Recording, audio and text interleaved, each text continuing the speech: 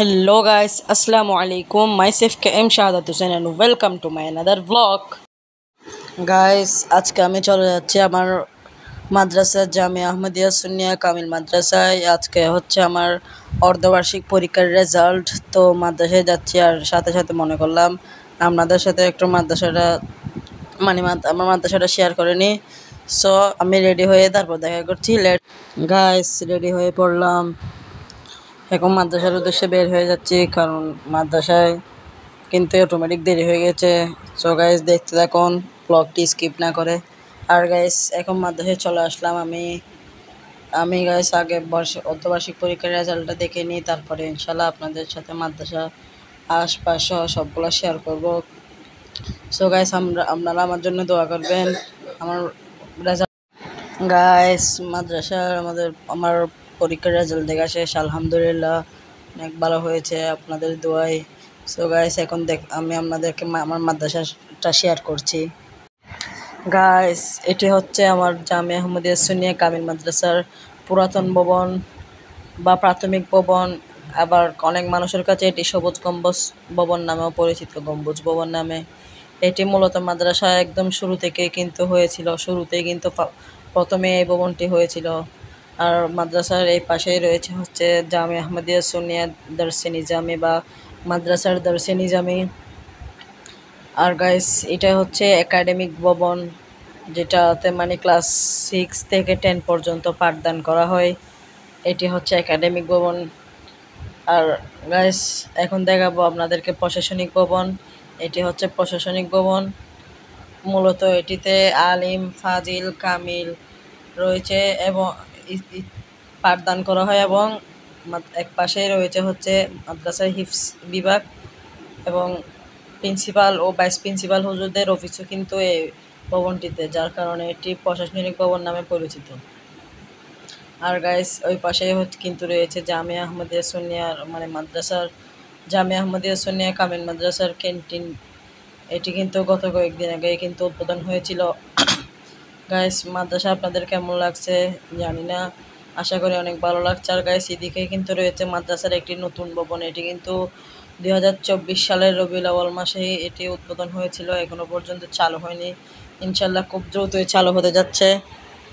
Guys, এখন আপনাদেরকে একটি ছোট্ট ড্রোন ফুটেজের মাধ্যমে আমার মাদ্রাসার খণ্ডচিত্রটি দেখাতে যাচ্ছি। আপনারা ইনশাল্লাহ দেখতেই থাকুন এবং কমেন্ট করে জানাবেন আপনাদের কেমন লেগেছে আমার মাদ্রাসা। মোরা নারায়ে রিসালাতের পতাকা বাহি, মোরা নারায়ে হায়দারি সুরে হুঙ্কার তুলি, মোরা নবীর শানে গুস্তাখদের দেনা কভু ছাড়, প্রয়োজনে উপড়ে ফেলবো বাতিলদের ঘাড়। জেগে উঠো সুন্নি জনতা, জেগে উঠো সুন্নি জনতা, করো প্রতিবাদ। ওয়াল জামাত, মোরা আহলে সুন্নাত ওয়াল জামাত, মোরা আহলে সুন্নাত ওয়াল জামাত।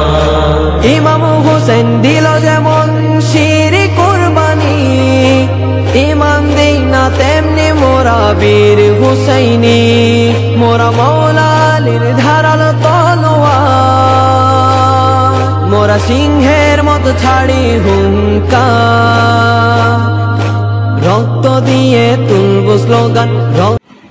গাইস, আপনাদের কাছে কেমন লেগেছে অবশ্যই কমেন্ট করে জানাবেন। আর গাইস, মাদ্রাসা থেকে বের হয়ে চোখে পড়বে দায়েম নাজির জামিয়া আহমদিয়া সুন্নিয়া জামে মসজিদ বা জামিয়া মসজিদ। গাইস, মসজিদটির ভিডিও সামান্য খণ্ডচিত্র আপনাদের মাঝে পরিবেশন করব।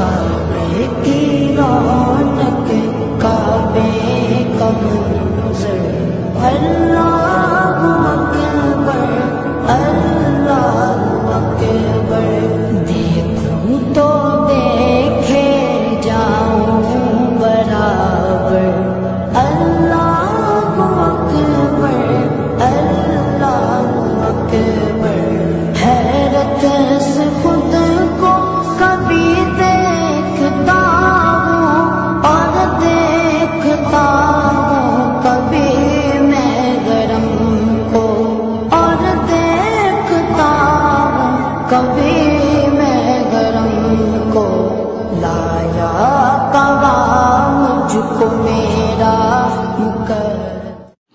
গাইস এই ভিডিওটিও কেমন লেগেছে অবশ্যই কমেন্ট করে জানাবেন। মাদ্রাসা থেকে বের হয়ে একটু ডান দিকে হাঁটলে পড়বে চোখে আলমগীর খানাকা শরীফ বা পীর দরবেশদের আস্তানা, যেটিকে বলা হয় আলমগীর খানাকা শরীফ।